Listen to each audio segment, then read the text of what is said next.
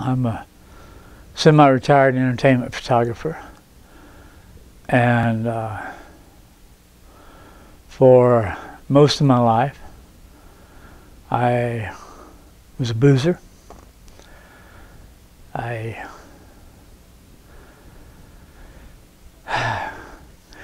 I've done about everything. I owned a head shop in Atlanta. I got involved with all kinds of drugs. I dealt marijuana, dealt cocaine. I got addicted to cocaine, tobacco, alcohol. And at times in my life I didn't believe there was a God. At other times in my life I was agnostic about it. I thought, well, there is a God, but it's just a passive God, and He doesn't care about me. I'm an old rock and roller. I had a band here in 1961 called the Velveteens, and I love rock and roll music. And most churches put me down for that. But the Carpenter's Cowboy Church, they liked what I did. They let me sing with them and let me rock.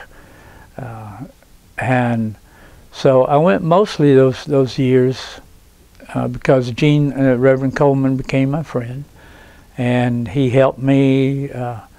He put up with me when I was drunk. If I showed up at church hungover on Sunday, he tolerated that. A couple of times he wouldn't let me sing because I was either tipsy or whatever. But he stuck by me all those years. And the night I stayed home and received a phone call from my friend,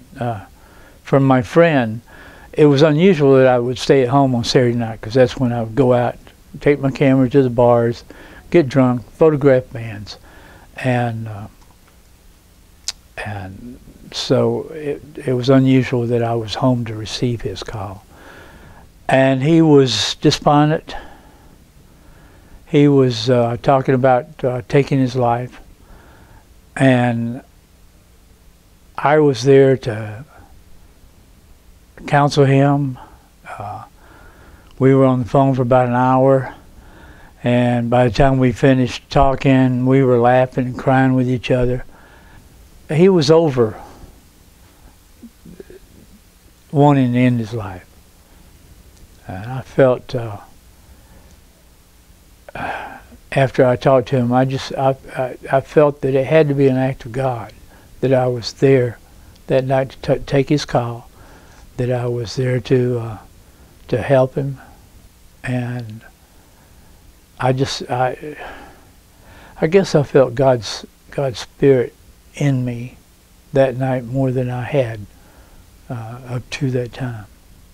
That was the first time I had really felt that God was using me, was in my life, that He could that He could do things through me. I consider that a miracle. The next morning in church, I gave my heart to Jesus. I am 68 years old. I was a boozer until I was 66 years old, and I thank God that He let me live for those 66 years as a sinner.